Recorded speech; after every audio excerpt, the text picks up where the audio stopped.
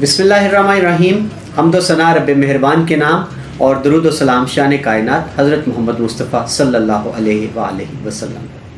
مجھے عامر عثمان عادل کہتے ہیں اور آپ اس وقت دیکھ رہے ہیں میرا یوٹیوب چینل. آج میرے ساتھ ایک ایسی شخصیت ہیں جو نابغہ روزگار ہیں، جن کا تعلق گجرات کے نواحی قصبہ آج سے ہے اور آج کے ٹاٹ اسکول سے ہوائی یونیورسٹی تک کا سفر ایک بڑی دلچسپ رودات ہے. ایک استاد کی کہانی ہے جس نے جہد مسلسل سے علم کے حصول کو اپنا اوڑھنا بچھونا بنایا اور آج بھی وہ امریکہ کی یونیورسٹیز میں علم کیمیا کے استاد ہیں. میرے ساتھ موجود ہیں میرے اسٹوڈیو میں ڈاکٹر پروفیسر عبدالحفیظ فوک. انہوں نے آج گاؤں میں جنم لیا. ان کے والد فیض احمد پاک فوج میں ملازمت کرتے تھے. ان کا سفر شروع ہوا گاؤں کے پرائمری اسکول سے. اس کے بعد انہوں نے مڈل تک تعلیم کوٹلہ عرب علی خان کے ایلیمنٹری اسکول سے حاصل کی اور اس وقت انہوں نے سرگودا ڈویژن کے تحت وہ اسکول تھا، اس میں پورے ڈویژن میں دوسری پوزیشن حاصل کی. حصول علم کی تڑپ ان کو لاہور لے گئی. لاہور کے روایات کے حامل تاریخی school central model school lower mall سے انہوں نے میٹرک کا امتحان پاس کیا 1965 میں.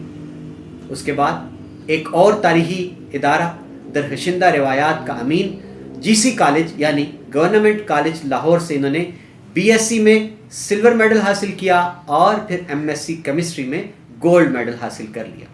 اس کے بعد یہ پیشہ تدریس سے وابستہ ہوئے اور انہوں نے اپنی درس و تدریس کا آغاز اسلام آباد میں جو بوائز کالج ہے H1 وہاں سے آغاز کیا انہوں نے بطور لیکچرر کے. اور کچھ ہی عرصہ کے بعد ان کو ٹیچنگ اسسٹنٹس میں ایک موقع ملا یونیورسٹی آف ہوائی میں. یہ ہوائی چلے گئے، امریکہ چلے گئے. وہاں انہوں نے اپنی پی ایچ ڈی مکمل کی اور پھر یہ وطن واپس لوٹے. کچھ عرصہ یہاں انہوں نے تدریس میں گزارا، لیکن انہوں نے محسوس کیا کہ جو کچھ انہوں نے پی ایچ ڈی میں پڑھا ہے یہ یہاں خود کو شاید ضائع کریں گے. یہ دوبارہ امریکہ لوٹ گئے اور وہاں انہوں نے فیلوشپ جو تھی وہ مکمل کی یونیورسٹی آف پٹسبرگ سے. اس کے بعد یہ امریکہ میں ڈائریکٹر رہے میو انسٹیٹیوٹ ہے وہاں پر، اور اس کے بعد انہوں نے مختلف جامعات ہیں امریکہ کی ان میں پڑھایا. مسلسل 2012 تک یہ درس و تدریس میں مشغول رہے. 2012 میں یہ ریٹائر ہوتے ہیں، لیکن آج تک یہ امریکہ کی یونیورسٹیز میں علم کیمیا کے استاد ہیں. چلتے ہیں ان کی جانب. السلام علیکم. وعلیکم السلام ورحمۃ اللہ. آپ کا جی پروفائل ہمارے لیے باعث اعزاز ہے کہ گجرات تھانہ ککرالی کوٹلہ عرب علی خان کے نواحی گاؤں کا ایک طالب علم جس کے علم کی تڑپ اور جستجو اس کو کشاں لیے پھری، آج سے سفر کوٹلہ تک پہنچا، کوٹلہ سے لاہور، لاہور سے اسلام آباد، اسلام آباد سے امریکہ. تو اس سفر میں آپ کیا محسوس کرتے ہیں کہ سب سے زیادہ جو آپ کو سپورٹ کرنے والی چیز تھی وہ کیا تھی؟ سپورٹ کرنے والی چیز میرا خیال ہے کہ علم کی جستجو اور اس کا جنون. جی، یہ مجھے شروع سے ہی تھا. یہ نہیں تھا کہ مجھے پیسہ کمانا ہے، مجھے یہ تھا کہ مجھے علم حاصل کرنا ہے اور اس کی بدولت اگر میری زندگی میں کوئی خوشحالی آ جاتی ہے تو فبہا. تو اکثر ایسا ہوتا ہے کہ خوشحالی آ جاتی ہے، لیکن میرا جو بنیادی مقصد تھا وہ پیسہ کمانا نہیں تھا، بلکہ اپنی زندگی میں علم جو ہے اس کو اپنی زندگی جو ہے وہ علم کے اپنی زندگی کو علم سے بھرپور کرنا تھا.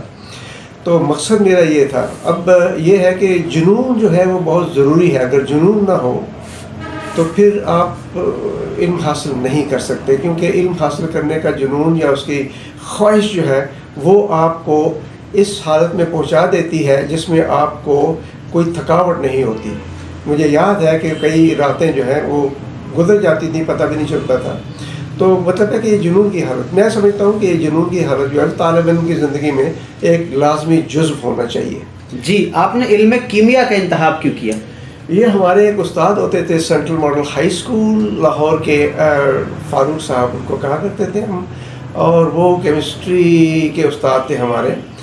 اور وہ کیا کرتے تھے کہ ہر روز لیکچر سے پہلے مثلاً ہائیڈروجن گیس کی تیاری ہے یہ اگر انہوں نے کرنا ہے تو اس سے پہلے وہ پریکٹیکل ڈیمونسٹریشن کرتے تھے اس کی باقاعدہ ہائیڈروجن گیس کی تیاری کرتے تھے روزانہ تیاری کر کے تو وہ پھر کیا کرتے تھے کہ اسٹوڈنٹس بہت سارے آ جاتے تھے انفیکٹ باہر سے دروازہ کھلا ہوتا تھا دوسرے لوگ جو ہے وہ باہر کھڑے ہوتے ہیں وہ بھی دیکھ رہے ہوتے تھے تو وہ ہائیڈروجن گیس کی تیاری کریں گے اور پھر اس کو باقاعدہ اس کی پراپرٹیز جو ہے اس کے خواص ان کی اسٹڈی کریں گے بتائیں گے بھی یہ فلیمیبل گیس ہے آگ لگائیں تو یہ آگ پکڑتی ہے آکسیجن سے یہ اس مل کے یہ واٹر بنتا ہے تو وہ واٹر بنا کے آپ کو دکھائیں گے تو یہ مطلب ہے اس قسم کے وہ تقریباً ہر روز کوئی نہ کوئی نیا ایکسپیریمنٹ کرتے تھے جو مجھے اچھی طرح یاد ہے اس سے مجھے بہت بلکہ میں یہ سمجھتا ہوں کہ میری کلاس میں بہت زیادہ اسٹوڈنٹ ایسے تھے جو آج کیمسٹ ہیں تو ایک استاد کی میں سمجھتا ہوں کہ میں یہ سوچ بھی سکتا کہ ایک استاد کا ایک اسٹوڈنٹ کی یا طالب علم کی زندگی میں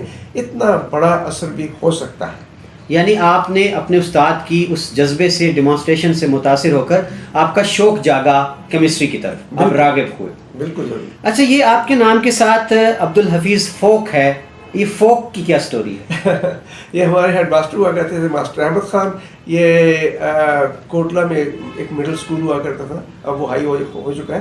اس وقت ماسٹر احمد خان جو ہیں وہ بڑے ماشاء اللہ بڑے نہ صرف ذہین بلکہ بڑے اپنے فن میں وہ ماہر تھے اور ان کا علم بھی بہت وسیع تھا. تو مجھے کہنے لگے کہ تم تھوڑی بہت شاعری کرتے ہو تو تمہارا کوئی تخلص ہونا چاہیے.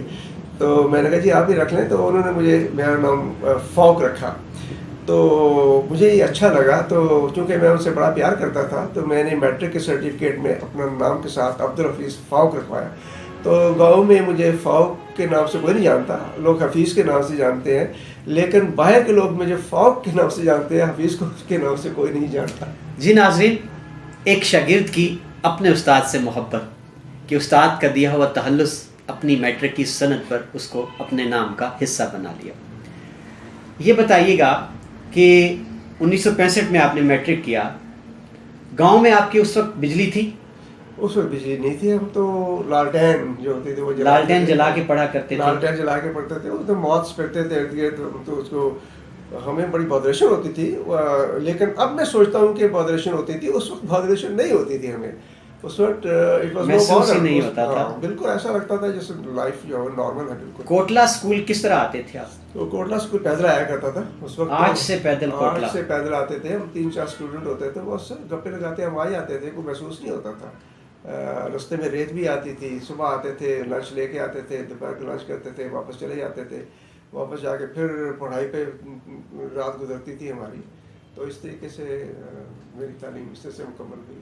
آج سے لاہور لاہور سے امریکہ اس سارے سفر کے دوران اگر کسی ذکر کیا جائے کہ آپ کا مینٹور کون رہا اس پورے سفر میں؟ میرا خیال ہے مجھے کیمسٹری کے فاروق وہی فاروق جنہوں نے ذکر کیا ہے اس کا ذکر میں نے کہہ دیا کہ وہ میرے اتنے اچھے استاد تھے. میں ان کو خواب میں دیکھا کرتا تھا کہ مجھے فاروق صاحب ہمیں ایکسپیریمنٹ دکھا رہے ہیں تو اسی وجہ سے میں آج کیمسٹ ہوں ان کی وجہ سے. ہو سکتا ہے کہ میرا انٹرسٹ کوئی کسی اور سبجیکٹ میں ہوتا لیکن کیمسٹری میں سبجیکٹ جو ہے وہ ہمارے فاروق صاحب کی وجہ سے ہوا.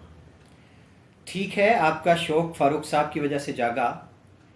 آپ نے پی ایچ ڈی کیا تو آپ کی تخصیص کس میں تھی؟ یہ ریسرچ میری تھی کیونکہ میرا انٹرسٹ جو ہے آرگینک کیمسٹری میں تھا. تو آرگینک کیمسٹری میں 2 چیزیں ہوتی ہیں. ایک کہ کوئی کیمیکل ریئیکشن ہوتا ہے اس کا وہ کیسے ہوتا ہے اس کو میکینزم کہتے ہیں یعنی کن کن رستوں سے ہو کے کوئی ریئیکشن ہوتا ہے اس کو میکینزم کہتے ہیں. دوسری بات یہ ہے کہ کوئی چیز آپ نے بنانی ہے شروع سے ہی بنانی ہے اسکریچ سے تو آپ پھر کیا کرتے ہیں کہ آپ سمپل چیزوں سے جو زیادہ پیچیدہ چیزیں ہیں وہ بناتے ہیں اس کو ہم کہتے ہیں کیمیکل سنتھسس. تو آرگینک کیمیکل سنتھسس میں میری پی ایچ ڈی تھی. میں نے ایک اینٹی کینسر سرطان کے علاج کے لیے ایک کمپاؤنڈ ہوتا تھا ایسپرڈائول. وہ ایسپرڈائول کی وہ کمپلیکیٹڈ پیچیدہ قسم کا مولیکول تھا اس کی میں نے سنتھسس کی تھی تقریباً 27 اسٹیپس میں. 27 اسٹیپس اس کے مکمل کیے. سرطان کے لیے جو دوا تھی اس کی آپ نے سنتھسس کی کامیابی سے. بالکل. اب تک آپ کے جو ریسرچ آرٹیکل ہیں وہ ان کی تعداد کتنی ہے؟ 100 سے زیادہ. میں نے کوئی 12 سے زیادہ، 1 درجن سے زیادہ میں نے آرٹیکل جو پی ایچ ڈی کے دوران میں نے پبلش کیے. آف کورس جو میرے مینٹور تھے ڈاکٹر ٹی ایس، ان کے ساتھ میری پبلیکیشنز ہیں. پھر میں جب پٹسبرگ میں تھا وہاں ڈاکٹر ایلن کوزیکوسکی تھے، وہ بڑے مشہور زمانہ مطلب آرگینک کیمسٹ تھے، ان سے میری پبلیکیشنز ہیں. پھر میں واپس جب میو کلینک میں آ گیا جہاں میں نے 20 سال سے زیادہ کام کیا، وہاں انڈیپینڈنٹلی میری کافی پبلیکیشنز ہوئیں. زیادہ پبلیکیشن وہاں ہوئیں ایکچولی. تو ٹوٹل سنتھسس کی جو میری پبلیکیشنز ہیں وہ کوئی 100 سے زیادہ ہیں. اس کے علاوہ کوئی 1 درجن کے قریب میرے پیٹنٹس ہیں. امریکہ کی جامعات میں ایک استاد کو جو پے کیا جاتا ہے وہ کیسا ہے؟ وہ بہت زیادہ نہیں میں کہتا، کیونکہ وہاں پروفیسر جو ہوتے ہیں، مجھے آپ حیران ہوں گے کہ وہ پروفیسر جو ہیں ان کو زیادہ تما نہیں ہوتی. اچھا، وہ ہماری طرح دوڑ نہیں ہے ان کو؟ دوڑ نہیں ہے وہ، لیکن اتنا ضرور ہوتا ہے کہ پروفیسر کو باعزت طریقے سے ان کو اتنی مل جاتی ہے جس سے ان کا گزارا بڑا ٹھیک ٹھاک ہو جاتا ہے. لیکن یہ کہنا چاہیے کہ وہ بزنس کلاس یا ڈاکٹروں کے ساتھ وہ ان کا ساتھ تقابل کیا جائے، ایسا نہیں ہوتا. نہ ہی کسی پروفیسر کی یہ خواہش ہوتی ہے کہ وہ پیسے کی دوڑ میں آئے. میں نے وہاں کسی بھی پروفیسر کو اس لیے نہیں دیکھا، مطلب اس لیے نہیں پایا کہ وہ پیسے کے لیے آیا ہو. پیشن، جب یہ پیشن کی وجہ سے پوچھیں نا آپ تو وہ یہی کہیں گے یہ میرا پیشن تھا. میں بچپن سے میں سوچا کرتا تھا میں ٹیچر بنوں، یونیورسٹی میں پڑھاؤں. ایسا میں نے دیکھا ہے وہاں پر. وہاں آپ نے ایک طویل عرصہ گزارا درس و تدریس میں. کیا سمجھتے ہیں کہ امریکہ کا جو نظام تعلیم ہے، اگر ہم اس کو کمپیئر کریں پاکستان کے خاص طور پر یونیورسٹیز کے نظام تعلیم سے، تو کوئی بنیادی فرق آپ کیا سمجھتے ہیں؟ ایک بنیادی فرق یہ ہے کہ وہاں نصاب جو ہے وہ بدلتا رہتا ہے، ایک جیسا نہیں رہتا. یعنی ٹیکسٹ بکس جو ہیں وہ بھی بدلتی رہتی ہے، 2-3 سال کے بعد ٹیکسٹ بک بدل جائے گی. یہاں میں نے دیکھا ہے کہ جب میں نے ایف ایس سی یا بی ایس سی کیا یا ایم ایس سی کیا، وہ کئی میرا خیال ہے کہ 10-15 سال یا 20 سال پرانی کیمسٹری تھی. اب کیمسٹری دیکھیں ایک سائنس ہے، وہ بدلتی رہتی ہے، لمحہ بدلتی رہتی ہے، اس میں نئی چیزیں آتی ہیں. تو نصاب جو ہے وہ بدلنا چاہیے. ٹیکسٹ بکس جو ہے ان کو ریوائز کرنا چاہیے. وہاں ٹیکسٹ بکس ہر سال ریوائز ہوتی ہیں. اگر آپ کسی ایک مصنف کی کتاب پڑھ رہے ہیں تو اب نیکسٹ ایک نیا ایڈیشن آئے گا، اس میں چینجز ہوں گے، آپ دیکھیں گے اس میں چینجز ہے، وہ پرانی والی کتاب نہیں ہے. تو وہ طلباء کو اپ ٹو ڈیٹ رکھتے ہیں، جو نالج ہوتا ہے وہ اپ ٹو ڈیٹ رکھتے ہیں. جی، پچھلے دنوں ایک ادارے نے رپورٹ پاکستان کے حوالے سے شائع کی، وہ میرے لیے بڑی پریشان کن تھی، جس میں یہ بتایا گیا کہ پاکستان میں پی ایچ ڈی کی ڈگری جو ہے وہ اس پہ کاپی کا بھی لیبل لگتا ہے اور جن ذرائع سے پی ایچ ڈی مکمل کی جاتی ہے. تو کیا امریکہ میں پی ایچ ڈی کی سطح کی تعلیم تک کچھ ایسی چیزیں ہیں؟ نہیں جی، بالکل نہیں. ایسا تو سوال ہی پیدا نہیں ہوتا، کیونکہ امریکن معاشرہ جو ہے وہ بہت اویئر ہے، اس بڑا کانشیس رہتا ہے اس معاملے میں کوئی چیز پلیجیئرائز نہ کی جائے. پلیجیئرزم جو ہے جس کو کہا جاتا ہے کہ نقل مارنا یا کسی کو کرنا، یہ ایک بہت بری عادت ہے اور اس سے اس کی بڑی سزا ملتی ہے.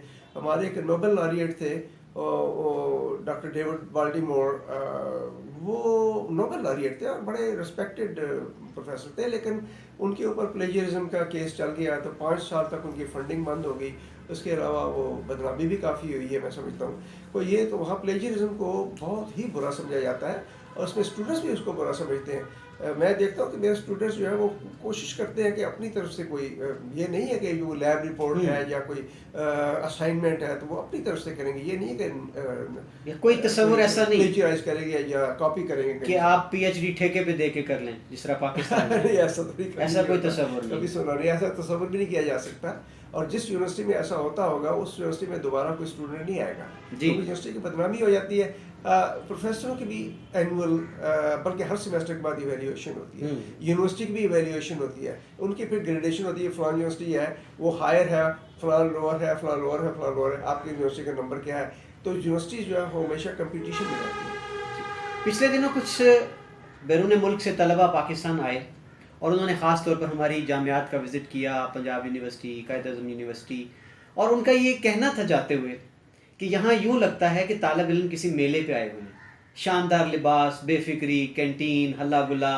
تو کہتے ہیں کہ ہم تو وہاں ریسرچ میں اتنے غرق ہوتے ہیں کہ ہمیں ہفتوں کپڑے بدلنے کا ہوش نہیں رہتا. تو آپ بتائیں کہ وہاں امریکہ میں طالبات اور طلباء وہ کیا ایسا ہی ہوتے ہیں؟ بالکل ایسا ہی ہے. میری کلاس میں تقریباً 80% لڑکیاں ہیں، 20% لڑکے ہوتے ہیں. تو میں اکثر دیکھتا ہوں کہ ان کی آنکھیں سرخ ہوئی ہوتی ہیں. میں کبھی پوچھتا ہوں ان سے کہ بھئی آپ کی رپورٹ جو ٹھیک نہیں ہے، اس کی وجہ کیا ہے، کیوں ایسا ہے؟ تو وہ کہتی ہیں میں نے 3 سبجیکٹ لیے ہوئے ہیں اور میں 6 سے لے کے 8 گھنٹے روزانہ کام کرتی ہوں، 6 days a week، ہفتے میں 6 دن وہ کام کرتی ہے. کام کر کے پھر واپس آتی ہے، پھر آپ کا ہی سبجیکٹ نہیں ہے، دوسرے سبجیکٹ نہیں ہے، تو بڑی مصیبت. اوپر سے دوسری بات یہ ہے کہ ان کا معاشرہ جو ہے وہ والدین اتنی ہیلپ نہیں کرتے. والدین 18 سال کا اگر لڑکی لڑکا ہو گئے ہیں تو ان کو کہتے ہیں بھائی اب تم خود اپنے آپ کو سنبھالو، اپنی دنیا آپ پیدا کرنی، بلکہ اپنی دنیا آپ پیدا کرو. بلکہ اگر آپ حیران ہوں گے کہ وہی لڑکی جو 18 سال سے پہلے گھر میں رہ رہی تھی، اس کو حکم مل جاتا ہے کہ تم گھر سے بندوبست کرو اپنا، اور اگر تم جہان ہوگی تو کرایہ دینا پڑے گا تمہیں. مطلب وہ پیرنٹس کو کرایہ دیتے ہیں وہ جہاں رہتے ہیں. تو وہ یہ وہاں کا معاشرہ اس قسم کا ہے، بہت ہی جلدی انڈیپینڈنٹ ہو جاتے ہیں لوگ، اور اگر وہ انٹرفیئرنس نہیں کرتے ان کی لائف میں. یہ ان کا معاشرہ ہے، وہ غلط ہے یہ صحیح ہے، اس کے اوپر بحث ہو سکتی ہے. لیکن ایک بات ضرور ہے کہ وہاں کے طلباء جھوٹ نہیں بولتے. وہ آپ کو بالکل صحیح بتا دیں گے کہ جو کچھ ہوا ہے. جھوٹ بولنا جو ہے میرا خیال ہے وہاں بہت مایوس سمجھا جاتا ہے اس کو. جی، تو یہ ان کی اخلاقی قدریں ہیں کہ جھوٹ نہیں بولتے، جھوٹ سے گریز کرتے ہیں. گریز کرتے ہیں. ہم مسلمان ہیں، ہمارے اوپر کتاب اتری قرآن پاک، اس میں جا بجا ہمیں تفکروا تدبروا تفقہوا کا حکم دیا. کیا وجہ ہے کہ آج جتنی بین الاقوامی ٹاپ رینکنگ کی جامعات ہیں ان میں عالم اسلام کی کجا پاکستان کی کوئی ایک یونیورسٹی بھی نہیں؟ کیا وجہ ہے؟ ریسرچ کا معیار نہیں ہے، ہم اس لیول کے نہیں؟ ایک تو یہ ہے کہ میں نے دیکھا ہے کہ ہمارے یہ ساری بات ہمارے علماء کے اوپر آتی ہے. ہمارے علماء جو ہے ان کو بتانا چاہیے کہ صرف نماز روزہ ہی اسلام نہیں ہے، بلکہ ہمارے معاملات جو ہیں، ہماری زندگی کیسے گزرتی ہے، ہمیں خوشحالی بھی لانی ہے اپنی زندگی کے اندر، ہمیں اپنی زندگی کو بہتر بھی بنانا ہے، ہمیں اپنی فیملی کا خیال رکھنا ہے. تو یہ ساری چیزیں جو ہیں یہ ہمارے علماء کو بتانی چاہیے. میں سمجھتا ہوں کہ ہمارے جمعے پہ جاتا ہوں، میں لیکچر سنتا ہوں، ان کے زیادہ تر عبادات کے اوپر ہوتے ہیں، جو کہ بڑی اچھی بات ہے.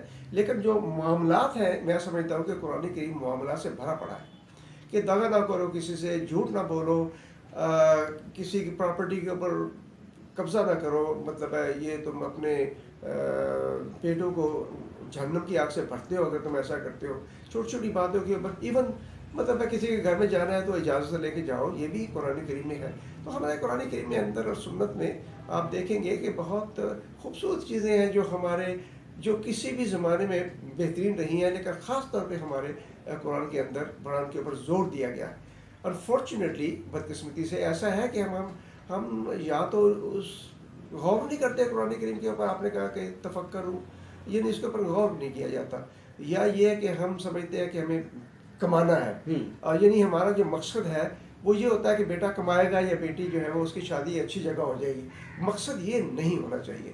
مقصد یہ ہونا چاہیے کہ بھئی ہمارا بچہ پیدا ہو گیا ہے، اس کی زندگی کو بہتر بنانا چاہیے، اس کو ایجوکیٹ کیا جائے، باشعور ہو جائے، اس کو ایجوکیٹ کیا جائے. اب ایجوکیشن جو ہے وہ مذہبی سب سے پہلے ڈیفینیٹلی مذہب جو ہے ہمیں اخلاق سکھاتا ہے. سائنس آپ کو اخلاق نہیں سکھاتی ہے. سائنس آپ کو یہ بتاتی ہے کہ بھئی ارد گرد حقائق کیا ہیں، حقائق پر غور کرو، دیکھو کہ ہم نے دن اور رات کیسے بنائے ہیں، چاند سورج کیسے بنائے ہیں، ہماری جیسے میں سانس لے رہا ہوں، آکسیجن لے رہا ہوں، یہ سائنس بتاتی ہے ہمیں.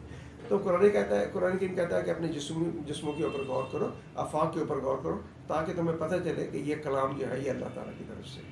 علم کیمیا عام زندگی جو ہے اس پر اس کی اہمیت کیا ہے، کتنا ضروری ہے؟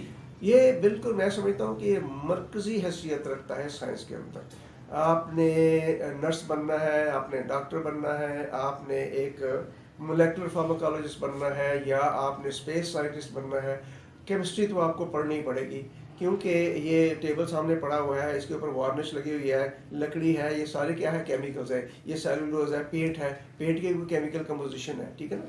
یہ جھنڈا ہے، اس کا کلر اگر دیکھیں گرین ہے، گرین کلر جو ہے وہ کسی کیمیکل کی وجہ سے ہے. ہم کھاتے ہیں، ہم پیتے ہیں، پانی بھی پیتے ہیں، پانی بھی ایک کیمیکل ہے، بہت امپورٹنٹ کیمیکل ہے، ٹھیک ہے نا.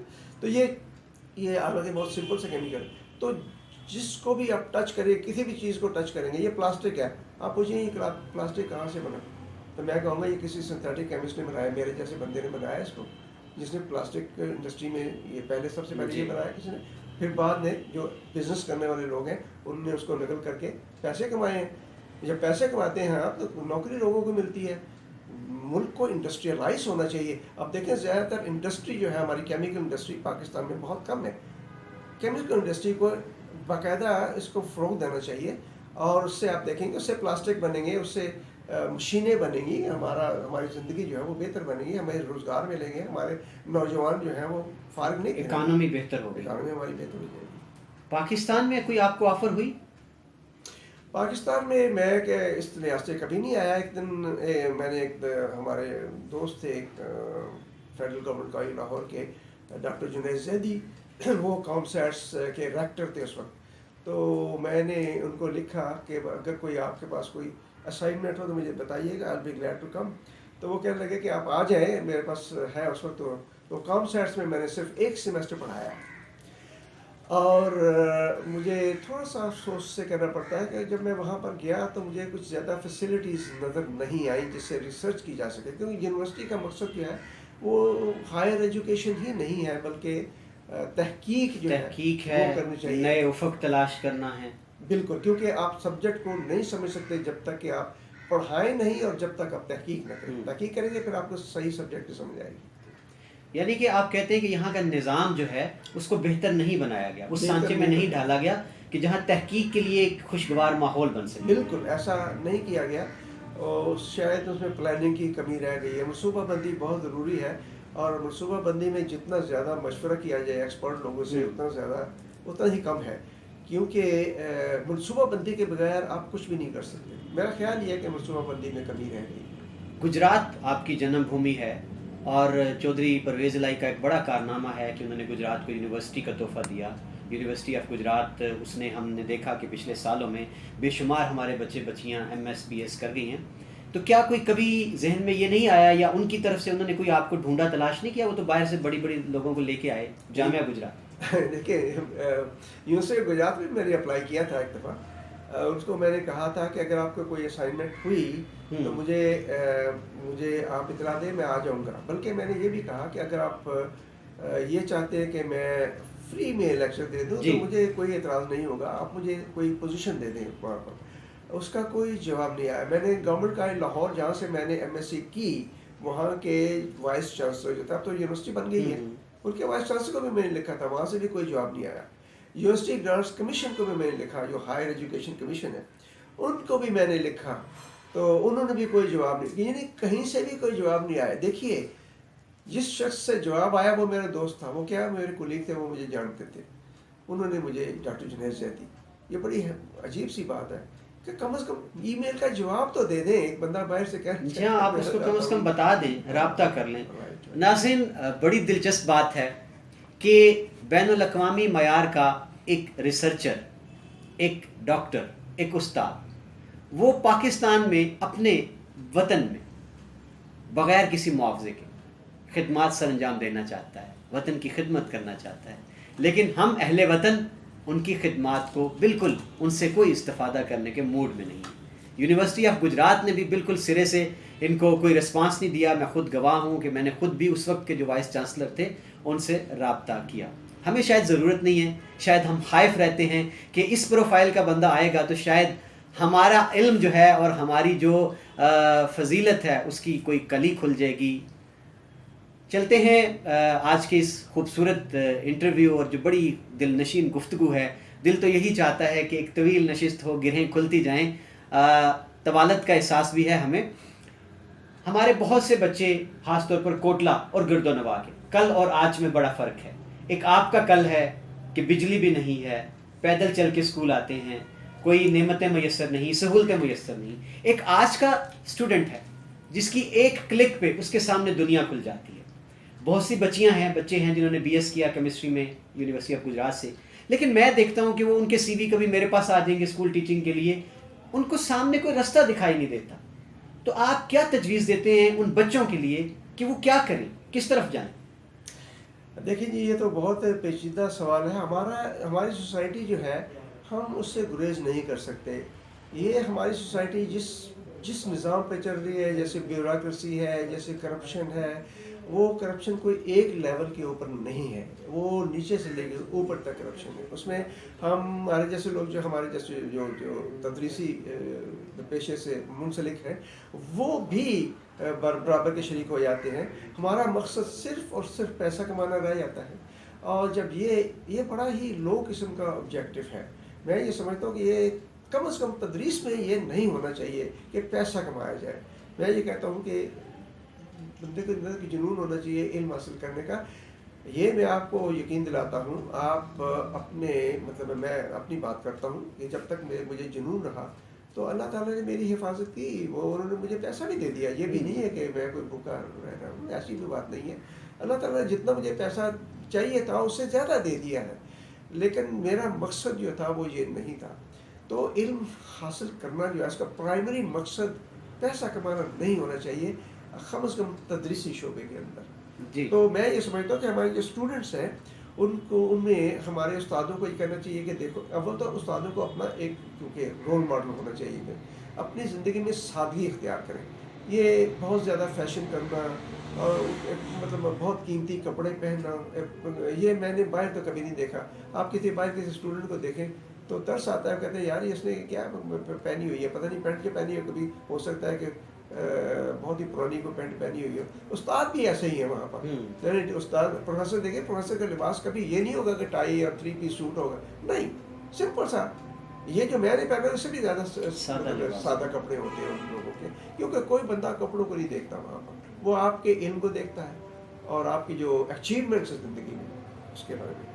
انڈسٹری کی آپ نے بات کی، ہم تو ویسے ہی بڑے پیچھے ہیں، اور کیمیکل انڈسٹری کے حوالے سے، کیمیا کے حوالے سے بات کریں، کیا کوئی آپ کے ذہن میں کوئی تجویز آتی ہے کہ ہمارا جو علاقہ ہے کوٹلہ عرب علی خان، یہاں کوئی ایک ایسا آپ کسی کے ساتھ اشتراک کر لیں، کوئی ایک یونٹ ایسا لگ جائے کیمسٹری سے ریلیٹڈ، اور کیمسٹ جہاں پہ کام کریں، اور یہ جو ہمارے ینگ بچے ہیں جو بی ایس کر کے آ رہے ہیں ان کو بھی ایک موقع مل جائے، کیا کوئی ایسا امکان ہو سکتا ہے؟ میرا خیال یہ ہے کہ صرف کیمسٹری نہیں بلکہ میں سمجھتا ہوں کہ سائنس میں دلچسپی پیدا کرنی چاہیے. اور وہ اس میں مثلا کیمسٹری ہوں تو میرا خیال ہے کہ جب میں آؤں یہاں پر تو اسٹوڈنٹس کو وہی کام کروں جو فاروق صاحب میرے لیے کرتے تھے. ٹھیک ہے نا. میں یہ اپنے عمر عثمان صاحب بیٹھے ہوئے، میں نے ان سے وعدہ کیا ہوا میں آئندہ آؤں گا تو آپ کے بچوں کو میں ڈیمونسٹریشن دوں گا، کیمیکل ڈیمونسٹریشن، اس میں ان کو میں کہتا ہوں میجک شو. یہ میں وہاں پر بھی کرتا ہوں، اور وہ 1 گھنٹے کا شو ہوتا ہے. اس میں اسٹوڈنٹس جو ہے بڑے شوق سے دیکھتے ہیں، ان کو انٹرسٹنگ چیزیں ہوتی ہیں اس کے اندر. تو اس میں پھر میں بتاتا ہوں کہ یہ چیز کو میجک نہیں ہے، اس کو میں نے میجک کا نام دیا ہوا ہے. میجک کوئی چیز نہیں ہے، یہ میں مطلب ہے کہ یہ جو کرتا ہوں یہ اس میں کیمسٹری کی لاجک ہے. تو یہ میں بتاتا ہوں. تو میرا خیال ہے کہ ایسے میں کرتا ہوں. اس طرح میں سمجھتا ہوں کہ عامر عثمان صاحب جو ہیں دوسرے جو فزکس جانتے ہیں، جو میتھمیٹکس جانتے ہیں، جو دوسرے لوگ جانتے ہیں، ہر ایک اپنا فیلڈ ہے، انجینئر ہے، وہ بھی اگر میں کروں گا تو ہو سکتا ہے کہ میری نکالی میں کوئی دوسرا بندہ بھی آ جائے، پھر تیسرا بندہ بھی آ جائے. یہ دیپ سے دیپ چلے والی بات ہو جاتی ہے.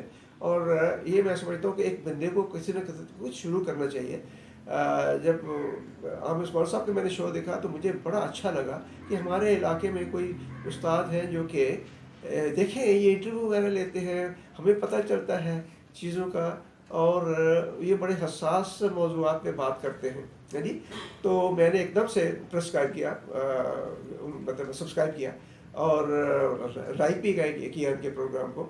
تو میں ان کا پروگرام ریگولرلی دیکھتا ہوں کیونکہ مجھے یہاں کے علاقوں جو ہمارے علاقے ہیں اس کے بارے میں خبریں ملتی رہتی ہیں. اور اب تو خیر ان کا فیلڈ تھوڑا سا زیادہ براڈ ہو گیا ہے، جو کہ قومی مسائل کے اوپر بھی گفتگو شروع کر دی ہے، نہ صرف علاقائی مسائل کے اوپر. بڑی اچھی بات ہے، اور میں یہ سمجھتا ہوں کہ ایسا لوگوں کو کرنا چاہیے. جی ناظرین، امید ہے کہ آج جو باتیں ہیں ایک کہنہ مشق استاد کی، وہ یقیناً آپ کو اپیل کر رہی ہوں گی. بڑھتے ہیں اختتام کی طرف. عبدالحفیظ فوک، آپ کے استاد کا دیا ہوا تخلص، تو ہمیں جاتے جاتے آپ ہمارے ناظرین کو، قارئین کو اپنا کوئی خوبصورت کلام، کوئی شعر اس سے نوازیں گے؟ وہ میں بہت سارے اشعار ہیں جو کہ کوٹ کیے جا سکتے ہیں، لیکن میں ایک دفعہ USIS لاہور میں بیٹھا تھا تو میرے بہت ہی میں پسندیدہ شاعر تھے ناصر کاظمی. تو وہ مجھے پتہ چلا کہ وہاں بیٹھے ہوئے، تو میں ان کے پاس چلا گیا اپنی نوٹ بک لے کے. میں نے کہا جی آپ اس کے اوپر اپنا پسندیدہ شعر لکھ دیں. تو انہوں نے یہ شعر لکھا کہ ہمارے گھر کی دیواروں پہ ناصر اداسی بال کھولے سو رہی ہے. میں یہ شعر اس طرح پڑھ رہا ہوں، ہمارے ملک کے حالات جو ہیں وہ ایسے ہی ہیں جیسے کہ اداسی بال کھولے سو رہی ہے. تو میرا خیال یہ ہے کہ اس اداسی کو جگانا چاہیے اور اس میں کوئی زندگی پیدا کرنی چاہیے. تو یہ شعر مجھے بہت زیادہ پسند آیا، تو میں سکتا آپ کے ساتھ شیئر کر لوں. بہت شکریہ ناظرین، اپنا خیال رکھیے گا، اور ہم اس پروفیسر صاحب سے رابطے کے لیے انشاءاللہ جب یہ دوبارہ وطن لوٹتے ہیں تو ہم ان کا جو علم ہے اس سے فیض کو عام کریں گے. بہت شکریہ.